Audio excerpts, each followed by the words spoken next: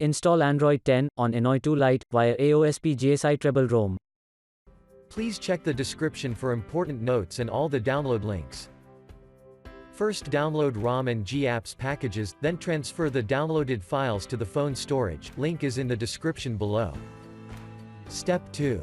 Boot your device into TWRP recovery.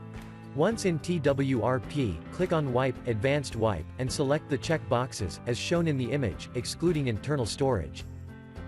Step 4. Swipe the button to wipe the device. Step 5. Go back to the recovery main screen, and tap on the Install button. Step 6. Navigate to the storage, and select the GSI ROM file. Step 7. Finally, swipe the button on the screen, to install ROM file. Step 9. After GApps flashing completes, select Wipe Cache and Dalvik from bottom left side of screen, and swipe to wipe. Step 10. When the flashing process is complete, hit Reboot System. That's it, you have successfully installed the ROM on your device.